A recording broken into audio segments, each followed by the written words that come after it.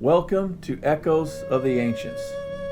In this video, we're going to explore the Rogue River Indian War that happened between 1851 and 1856 in southern Oregon. A lot of the blame for this conflict lies squarely at the failure of the U.S. government. On one hand, the Supreme Court recognized the rights of Native Americans to the lands they occupied. And then on the other hand, Congress passed laws contrary to the court's rulings, granting settlers their land under the Donation Land Act. What could possibly go wrong in this scenario? And then to top it off, after creating this chaotic situation, the government failed to protect either side from this inevitable cycle of violence that soon came. Let's get started. Most of the tribes in the Pacific Northwest were peaceful and spent much of their time gathering food. However, some tribes, particularly in eastern and southern Oregon, took every opportunity for murdering and stealing from members of other tribes as well as white immigrants. The Indians who lived along the Rogue River were hostile to any trespassers, whether they were natives or immigrants. The main reason for this hostility is the fact that salmon was their main food source, and there were certain choke points along the river where catching them was easier, and securing these spots was paramount to the well-being of their tribe. Some things are worth fighting for. There are two main factors that triggered open hostilities in the region. First, gold was discovered in Jacksonville, Oregon. Considering there was a large influx of gold seekers already in California, the rush was on. Second, most of the white immigrants were heading to the rich soil of the Willamette Valley.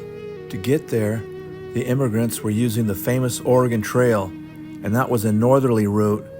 But due to the fact that in the final stage of the trail, immigrants were required to load all their family and gear onto shaky rafts and brave the rapids of the mighty Columbia River. In 1843, the Applegate family lost two of their beloved children in the rapids. This inspired them to find a safer route. So in 1846, a group of immigrants, led by brothers Jesse and Lindsay Applegate, forged a new trail that went straight through the Rogue River Valley. The people using this new Applegate Trail were initially just passing through on their way north. But when the Donation Land Act kicked in 1850, which allowed immigrant families to legally own any land they settled on up to 720 acres. This, as you can imagine, changed the whole dynamic and caused an already hostile group of natives to become even more so. An uneasy, dangerous situation was now the norm in the Rogue River Valley. Travelers learned to traverse this region in large groups, but still, murders and robberies were taking place on a regular basis. A shining beacon did emerge out of the chaos. After hearing a sad story of some travelers being accosted while passing through the valley and having all their gold taken, Governor Joseph Lane sprung into action. Governor Lane must have been quite an impressive man. He had a very strong vision of a peaceful world where we all got along. You gotta have the vision, baby. Here's what makes Governor Lane's story so interesting. After hearing stories from people striking it rich in the California gold fields, he set his sights on getting some gold too. But he knew that he had to try and solve the problem with the rogues first. So his last official duty as governor was to set up a peace council with the Takelma tribe, who were based near Table Rock in the Rogue Valley. He brought 15 fellow Oregonians and another 15 Klickitat warriors with Chief Quatley for security. Lane must have really understood the mind of the native because he was tough and played hardball, and because of this, he was respected by the tribes. The Takelma Chief of War even changed his name to Chief Joe in honor of Joseph Lane. After a treaty was agreed upon, Lane continued south to try his hand at gold mining. Now how cool is that?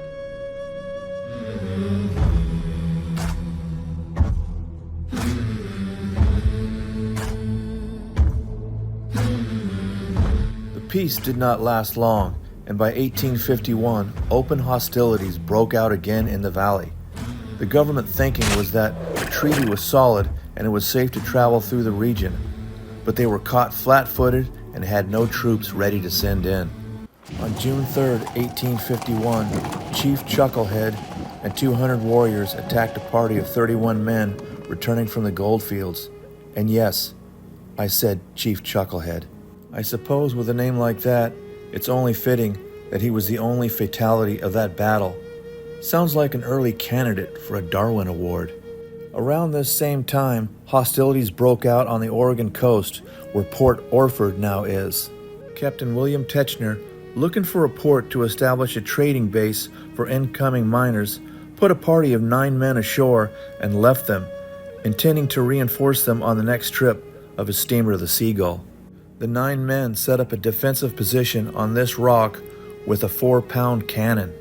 At first, the local tribe were friendly until the steamer left and they realized the 9 white men weren't leaving.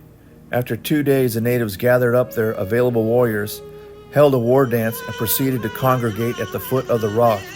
These natives were unfamiliar with guns and didn't realize its potential until a cannon blast took out several combatants. The Indians fled in panic, but regrouped even stronger 2 days later and started their war dance once again. The 9 men, seeing there was no hope of survival by staying, slipped off the rock and hightailed it out of there in the dead of the night. This concludes part 1 of the Rogue Indian War. In part 2, we'll cover the Battle of Hungry Hill, as well as many other events. Thanks for watching, and kindly like and subscribe.